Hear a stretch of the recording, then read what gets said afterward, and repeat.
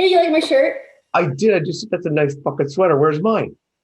I don't know. Where is yours? I don't know. I'm trying to think. When did it come in? Friday. Okay, well, we didn't check the mail Friday because we took off early in the morning from Montreal. Oh, okay. Damn it. I'm It's jealous. really nice. It looks nice. I'm glad I'm getting one.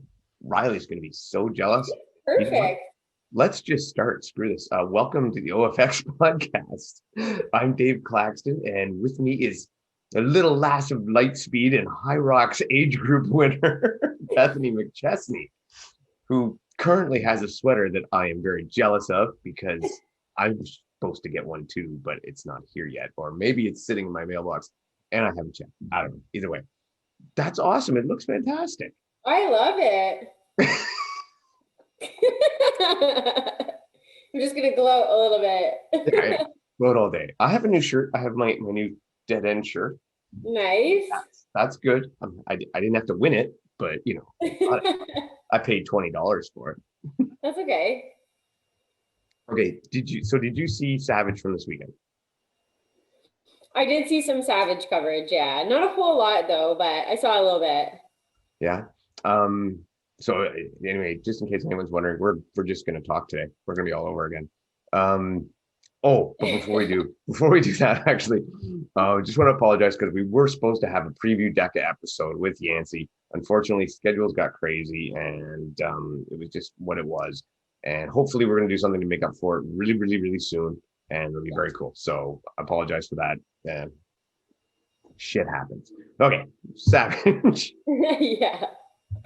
So I was really looking forward to this one because I had hoped, again to see our boy Leon. I was hoping that he would do really well. And Yeah. did you happen to catch what happened for Leon? No, I don't know. I saw he hurt his knee, but I don't know what happened. Yeah, about a mile in, I guess he slipped, and it appears, and this from talking to him. So I mean, he told me I'm okay to say this. Okay. Um, he looks like he hyperextended it a bit, and so he's got a knee injury. He's getting more information from the doctors probably as we speak, and then he'll put out a post with everything. So yeah, he's got a bit of a knee injury, and it's like a mile in, and I was like, oh, Oh, I felt so bad for him because I mean, this was you come all this way and then you get injured, and then he had to fly home that afternoon. oh, So I'm sure he'll agree with us, and he's mentioned this. Shout out to a really good friend of ours, Lori Poole, who had been driving Leon around for that day, and she actually gave up her Savage race to get Leon taken care of after his. oh, no way. Oh, I mean, that's so nice. yeah, she's a super sweet person. She probably hate that I'm actually mentioning her here, and she'll yell at me. But you know what, Lori, screw you. You deserve it. You're really, really nice, and I know Leon really appreciates it. Yeah. Yeah. Oh, But anyway, what happened was a good race. It was pretty good.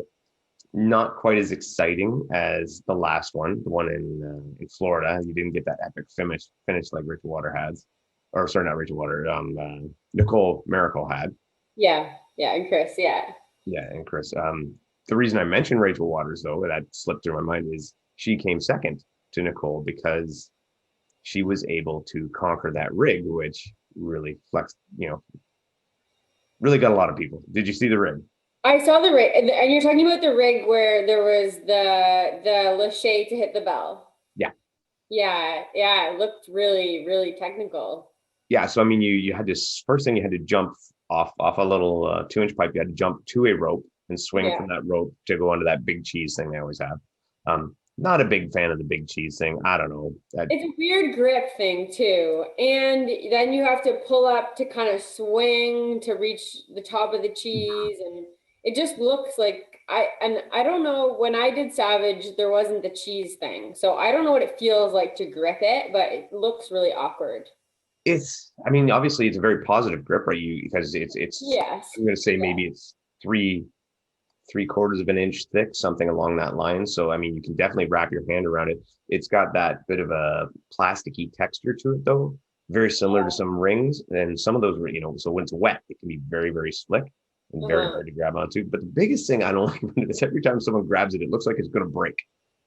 Yeah. Man, one of those things is going to snap eventually. I know it is, but Anyway, so Yeah. you went from that to a little half suspended rope, and then the end of it was like you say, you grab onto the horizontal bar, and then you had a lache. And it wasn't a super far lache. I mean, it was like, It looked manageable. yeah, Yeah. yeah. I mean, if you were really tall, you didn't even have to lache. You could kick the bell from there, Oh, and okay, Savage, you can still kick the bell. yeah. So I mean, if you were Oh, say probably 6 feet or better from the look of it, it looked like you could give the bell a kick. I would still have to jump, but I mean, unlike a lot of laches, you didn't have to land it right. You didn't have to do the hardest right, part of the lache, which is the catch. right.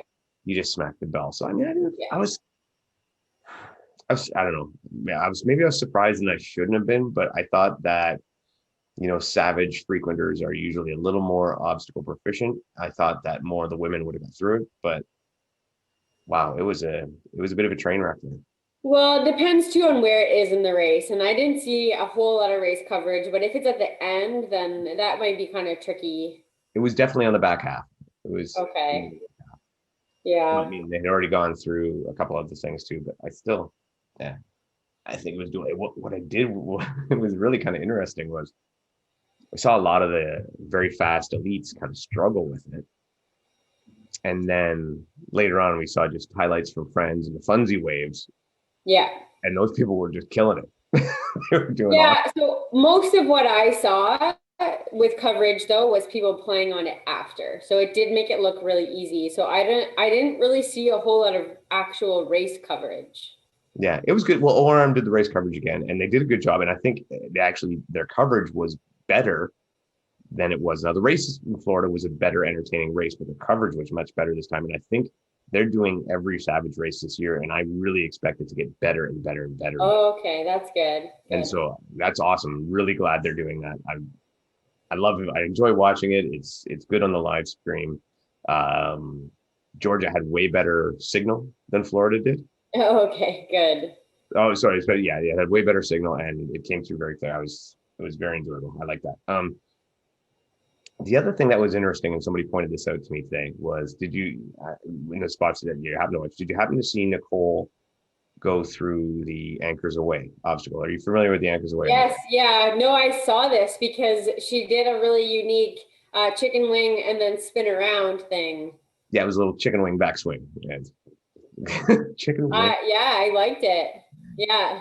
All right, and then I can't remember the other girl, but she did a full armpit chicken wing on there too. Oh, she got Right, her whole arm in it? full armpit in, yeah, which again is very safe and secure. I actually, from a safety standpoint, I like that better because I worry about tendon shredding with your Yeah. bicep locked in there. But here's the issue: if you read the Savage rules, it actually says contact with your hand. Oh. So yeah, she went and she did right up to the armpit, and the Savage rules say, contact with the hands only. The way it's read, I think they've meant to write it that your hands were only allowed to make contact with the rings and not with any other part of the anchor or the truss You system. couldn't grab the anchor is maybe Exactly. more what they're trying to say. I think that's what they're trying to say, but the way they worded it is that you can only grab the ring with your hands. So I think that, I mean, some people mentioned it. I think most people are in agreement though, that it's just a matter of poor choice of wording in the rules, and that just needs to be straightened out. That she didn't do anything that was against, the Spirit of, idea of the object, the obstacle, the yeah. concept of the obstacle. So hopefully, that's just one of those deals where Savage can fix up the wording. But I mean, technically, if someone really wanted to, who was behind her, they could complain and would have a leg to stand on. But anyway. But then same they would with Nicole because she's same thing. She chicken winged it. So Oh yeah. That's what I'm saying. Yeah. So that would mean Rachel Waters would end up winning. Good for you, Rachel. Yeah. Rachel's a good friend, great girl, and was really happy to see her come out. And she did. It's nice again. She got that because her obstacle proficiency. She's a decently fast person, but probably would have been around the 5th place position. But because she was so solid on the obstacle, she was able to pull out the 2nd place. So and with this race, were the obstacles harder than the race last weekend? Well, it did seem like that rig seemed to cut. I mean, you're talking about, I think only like a handful of women got through that rig. And I think it was even less of a percentage of finishers than the weekend before or the prior race in Florida. So yeah, Savage is not backing down on their they're still letting Lee. It looks like they're like Lee one rig a race you can design and do what you want to do, Yeah. and it's gone good. I mean, I liked it. I think it's good. It wasn't outlandish. It wasn't undoable. It No, was it didn't look like it. It no, didn't look like it was out of this world possible. no. I mean, that honestly, you could do that, right? Like, Yeah, it yeah, looked like it. Yeah. I think more than anything, it didn't require as much grip strength as a lot of other rigs, or even a great deal of technique that's not used very often. It just required a little courage at the end Yeah. to take that leap of faith, which wasn't a very big leap. Yeah, we're not really required to do too much lache at all ever. So No, no. I thought really that probably even the beginning would probably be more would have been harder was jumping to that rope and using that rope to swing, because that's yeah, and something that we don't grabbing a do. hold of it and yeah. So I liked it. It was good. Yeah. So speaking of difficult rigs, Yeah. I spent this weekend at the Dead End Race Huh, Sub-Zero. yeah. How did it Yeah, go? it was good. It was good. So those of you who don't know, Dead End Race put on actual Canadian, yes, a return of Canadian OCR in 2021, an actual race, not a virtual event, legit obstacles, people, the whole deal. It was just north of Montreal in Saint Calixte, and I've been practicing that, so I hope that's right. Just north of Montreal. Terrible, but I'm sure you're okay. Yeah, and it went really, really well. They did a great job. The social distancing was really good. I was amazed how many people actually still wore their masks while running. Really? Yeah, so they said the rules were, you had your mask on, very similar to the start of this other races. You had your mask on in the starting gate. They made sure everybody was like, they were going in very small waves. You had to stick your arms out side by side so you couldn't touch each other. So you get that good social distancing and off you go.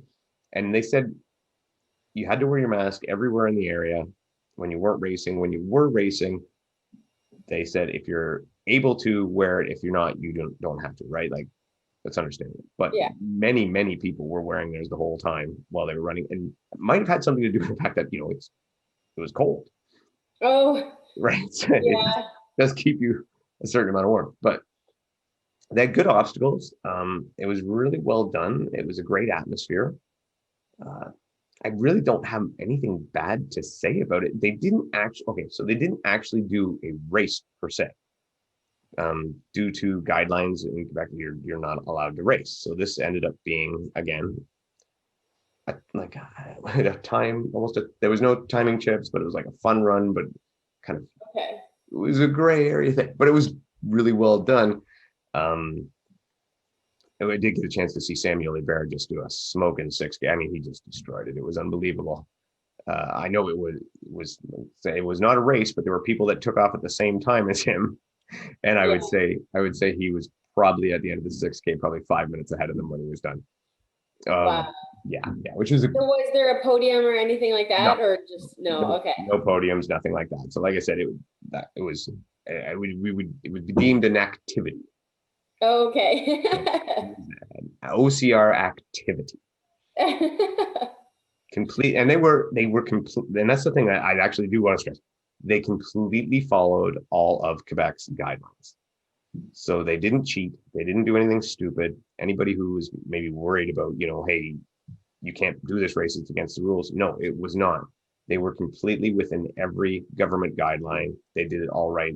Brian Townsend and his team did a fantastic job. It was awesome. Way more technical running than I ever want to see. I Oh, mean, really? well, you remember from the spring, right? Yeah. So this one, it was the same thing, but now because it had snowed so much up there, in some spots you were dealing with like almost knee-high snow. Really? That much snow there? But then because this week they got hit with a heat wave and everything started to melt. So then in other spots Oh. you were knee-high mud. So it was like snow to mud, and then those treacherous little descents down these it was I was glad I was doing a funsy lap, because I would not have wanted to run hard in that. I would have been scared out of my mind. I was going to destroy my legs or something or anything. It was tough running. It was the 6K, even just having fun, felt like I had run 24 kilometers. I was so, Oh, wow. my legs were sore and tired. And plus, before I did do a little, and we'll be putting some videos together. I did some rabbiting behind some of the faster people and on obstacles and chasing them down through the snow. And oh, much respect for Steve Hammond. That is a really hard job. Oh, yeah. I don't know how he keeps up to Atkins and Alvin and all those guys while carrying a camera. It is not easy. But hopefully later on when I get it all together, some video will be worth it. Yeah, that's cool. No, they have such a great course there and so many really unique obstacles. That'd be cool to see some of the footage from that. Yeah, and I mean, here's the thing. If you're planning your schedule this year, and the one thing we've all gone through is, we've been writing our schedules out and it's constantly, well, that's if that happens. That's if that happens. That's if I can cross the border. Our schedules, and mine included, is just full of its and ands and buts and whats and maybes. And Yeah, the one thing that these people have proven is if it's at the North 45 site, which Course Extreme Dead End Race are, yeah. it's going to happen. You can plan on it. So their next event is in May, and that'll be a Course Extreme race. And then after that, in July, Dead End has a huge weekend event, which I'm just already, I'm going to bump that 3K to one of my A races because again, I know it's going to happen, right? Yeah. So I'm going to push for something I know is going to happen, and then the rest, if it does, great. If not, don't. So check it out. Course Extreme Dead End Race, definitely worth your time. Oh, and what I said about the difficult rig. Yeah. Okay, so we did the same rig in the summer when it was nice and warm Mhm. and dry. Is This this the one time, where we met? yes, yes, yes. I call this rig my savior. My savior rig because it's the only reason I didn't get checked. So we got to it again, and it's very similar. I think it was set up almost identical. You're looking at like a rope swing to get up to get started, and or you can climb it.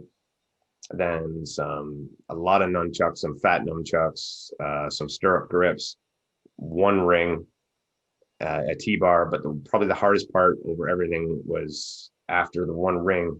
Instead of, and it's a short ring, it's not a very long, like you're talking, only dangles maybe a foot. Instead of being like just a 2-foot reach to your next apparatus, which was one of those stirrups, it was a 4-foot swing. And you were coming off a fat nunchuck onto a ring to a 4-foot swing to a very wet or almost icy stirrup grip. And it was hard. I mean, I got through it first try. I was very happy with myself. Good for you.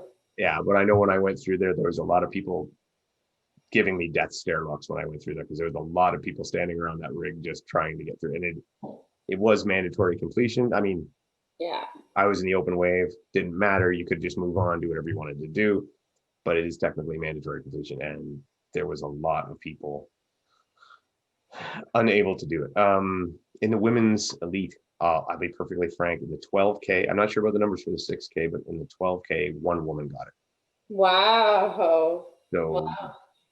and these are good women racers. This is just a really tough rig, and cold, wet, it just changes the game. Yeah. Changes the game. Well, Quebec has some really good obstacle course racers, and they have a big ninja community. So Yeah, you know what? And I don't think people from the States get this sometimes. Like Quebec hides all of these people. yes, yeah, I can go to a lot of races and do really well in age group and even, kind of, I'm not going to compete for a podium in elite, but I can at least not embarrass myself.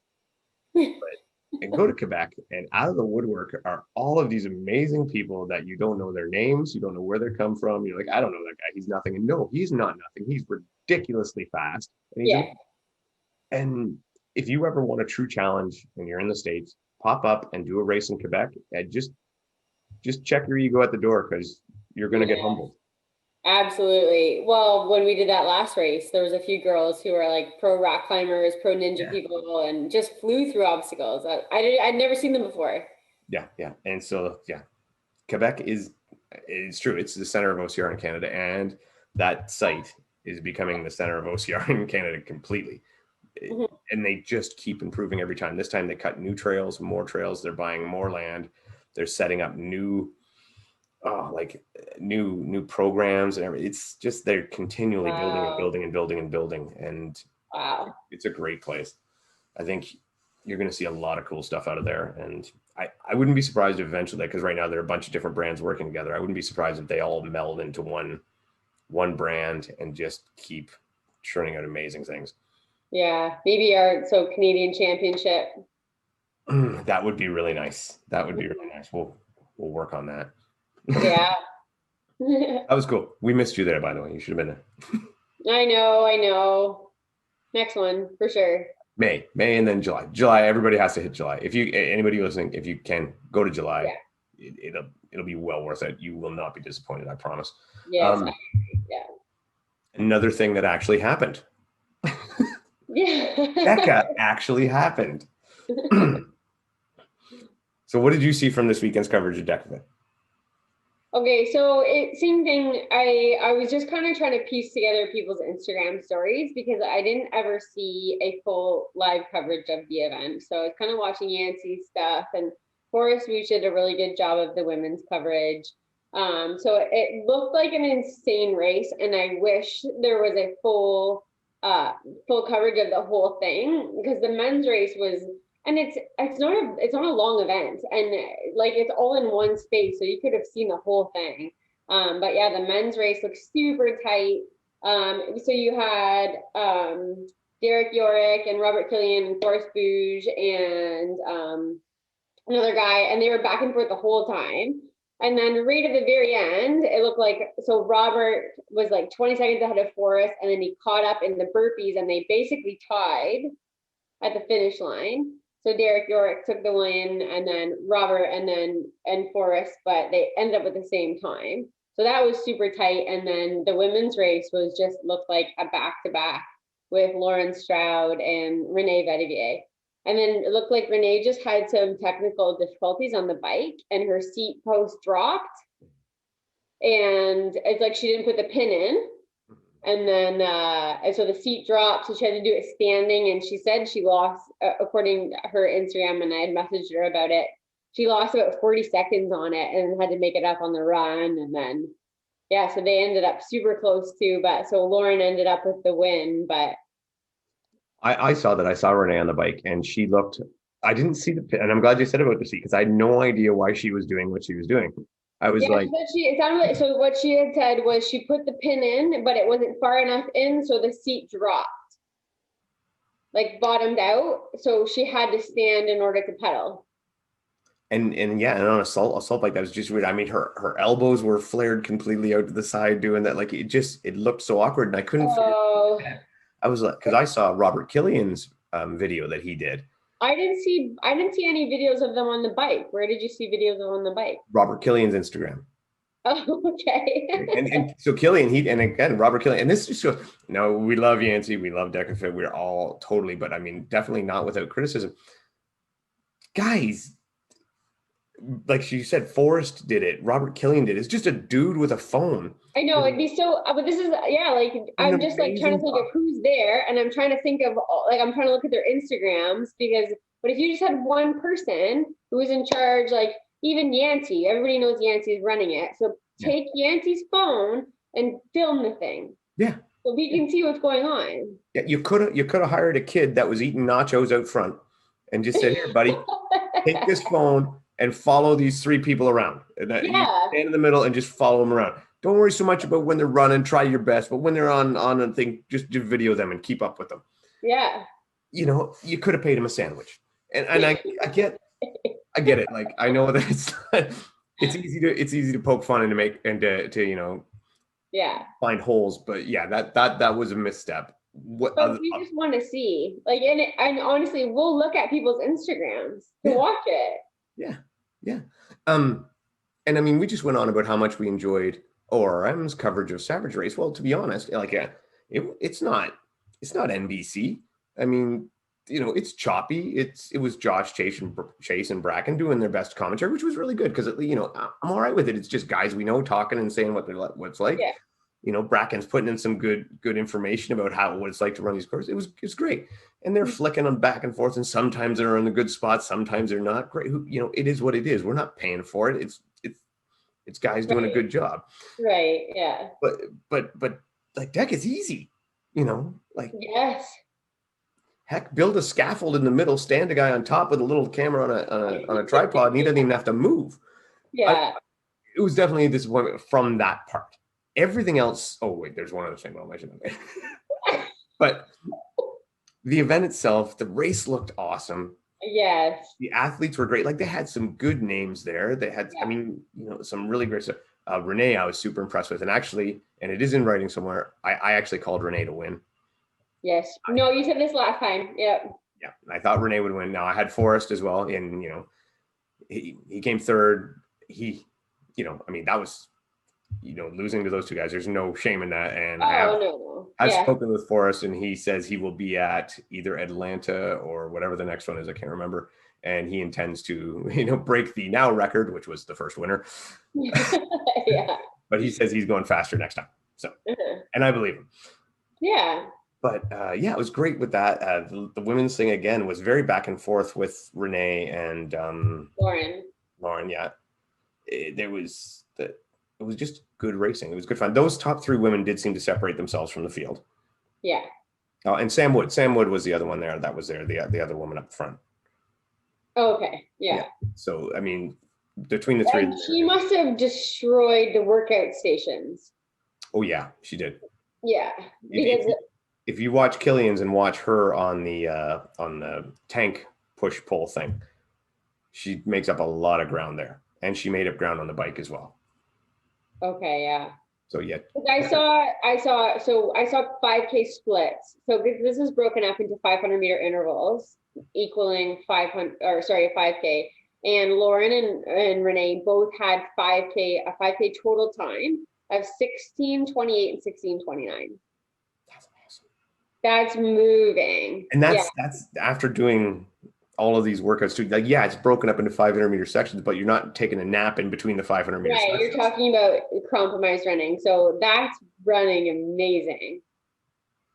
That is unreal. So if you want to keep up in Duck Fit, that's kind of what you have to think about. So do you think it did what they wanted to do to it? Do you think it finally, and I thought the setup was fairly professional. It looked pretty good aesthetically from the pictures I did see. I did like, and I'm thinking it was this way. I couldn't be wrong, but I'm pretty sure it was one lap. It looked like that, yes. Like one lap. And I really like that because that High Rocks thing, seems to always end up being 2 laps, sometimes 2 and a bit. Yeah, Chicago was 2 laps, and there was a thing how you could actually forget what lap you're on. Well, it happens to a ton of people from what I see. It happens a lot. It happened to Hunter once too. Like it's amazing just where you can just like almost black out and just forget where you are. Yeah, so I like that they did it in one lap, and that's good. I still think 400 meters would be better, but it was okay. So the other issue, and this was pointed out to me in the Discord that I saw. Did you see the podium presentation pictures? Oh, I did. Yeah. Okay, so they got, and these were really cool. They got like Spartan Deca Rams painted up silver, gold, silver, bronze for the podium. Silver, black. Cool. They didn't get to keep them. Yeah. Like you want it. What? To keep it. Yeah. Yeah. That's what they said, is you didn't get to keep them. No way. I think even Killian mentions it on his Instagram. So a little disappointed on that one, but I'm made for a good picture. What did they do with them? I assume they just had to give them back, and they kept them because I think Killian said something along the lines on his Instagram of, it'll be tough to get this on the plane. And then later on, it was like, well, we didn't get to keep them anyway. So, yeah, I don't know why, but that was it. No way. Yeah. Yeah, maybe next time they'll get to keep them. That's weird. Anyway, we'll ask Yancy about that when we get a chance and see what the deal is there. So, from the whole thing, though, great event. Everything went really well. Let's get some proper coverage and, for God's sakes, give away a couple of Rams. Yeah. And I think the other event too this weekend was they had a Spartan one. They had another Spartan. Yeah. And that was down in Nevada, I believe, Vegas. Yes, it was. Yeah, you're right. Yeah, and I think we had VJ taking the win there. Ashley Miller. Was Miller? Ashley, I know. Didn't Chris Rogalowski take the win there? Maybe. I know she won a Spartan just a little while ago on a super because she upset Chris Walker. Maybe that was a week before. You see, this is the problem now. Spartan's finally having races all the time now. So we will not talk about every Spartan race because there's just too damn many of them and they get confusing already. We'll talk about the national series ones and stuff like that. Yeah. But so this weekend it looked like Ashley, Casey Monroe, and Annie Dubé. I think, Annie Dubé, I think, yeah. Yeah. So that's good. And then I think like the one I thought I recently saw was VJ, Glenn Reyes, and and Kirk. Okay. Kirk, yeah. They've podium for the men. So and it looked like a really tight race between the women. So that's good. I like seeing that. And I mean, especially because it's been so much Nicole. Oh, and Nicole, and I don't even have the list right with me here, but Nicole announced her dream team. Yes. And we do have Canadian content. Yes, Ariel Fitzgerald is on the team. Yay, Ariel. Yeah, and I've spoken with Ariel. She's going to come chat with us. Oh, yeah? Okay. Yep. And I'm sorry, I didn't know the other Canadian girl. Apparently she's a mountain runner. Are you familiar with her? You know what? I actually didn't realize she was Canadian. So she said she ran at the FISU cross country world championship. Yeah. Yeah, I'm not familiar with her, so we're gonna have to. Yeah, I'll have to look her up actually. So that FISU is it's just like the world championships for universities. That's cool. Yeah, I mean, obviously, if she's a mountain runner, she's gonna have the tools. I don't know what her experience level is, and we'll see. But I guess this kind of fits in with a lot of what Oh, and I mean, not Canadian content, but whatever our favorites. Who's all on the team? Oh, sorry, now I'm stumping on her name. Oh my God, Morgan Schultz. Yes, Morgan. Yeah. Love Morgan, and this time she got invited. Yay! Deservedly so, very much. But yeah, it is fairly online with what Nicole was saying. She did get some people like Morgan, who's already got a start in the industry and stuff like that. But I mean, and I'm sorry, I can't even remember her name, the girl who is the mountain runner. I mean, you're talking fresh, more of a person with the potential and the tools to do it, but we'll see how she works out. Yeah. And Ariel, I mean, is no stranger to Spartan racing as well. Yeah. Yeah. Still young. Yeah, but I think it'll be interesting to see the kind of difference this makes in their, in their progression. Like, will that help them up the charts? And it'd be very interesting to see. Yeah, they're all really young. I was kind of looking at it and like all on the Ariel I don't know exactly their names, but Ariel might be the oldest and like young 20s. And that makes sense when she's talking about a development program. So all of them seem to have their foot in the door with OCR, but probably have some growth. But they have all definitely proven themselves in some capacity. So yeah, I see where her mind was going when she made that decision with those athletes. I think the real telling will be too is like 2021 is still going to be a bit of a hit and miss scenario. It'll be really interesting to see how these girls do in 2022, because plus that means, yeah, they might not get all the competition from this year that they would have liked, but they're going to have a year of training under their belt and a year of advice and stuff from Nicole and her team and this essentially the support that Nicole has been offering. So it'd be interesting to see what kind of a difference that makes. Yeah. No, it's good. And I guess the other thing going on this week, and I don't want to go into it too much, because all things going, we'll be talking about it probably next week because it'll all be wrapped up, is the CrossFit Open that's still going on. Yeah. I haven't done 21.3 and 21.4 yet. I don't blame you. No, I haven't. I've been too busy, but that's tomorrow. And I know. I'm not looking forward to it. I'm expecting it to be complete train wreck for me, but next week you'll hear just how bad it went. Because hopefully, well, as we know, schedules can sometimes go awry, but right now the plan is to speak with Carolyn Prevost for next week, and she's going to lay down how everything about the CrossFit Open and obviously how she's done because she's been doing very well. Doing very well. Yeah, and so she's going to come back on and chat with us and tell us, you know, exactly what's going on, what the next steps are, and how our training's going, and probably a lot about her dog because her dog is very entertaining.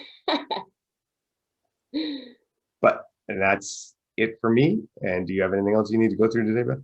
Yeah, no, that's great. Lots going on right now, which is really exciting. So thank you everybody for getting out there and keep crushing it and keep giving us something to talk about.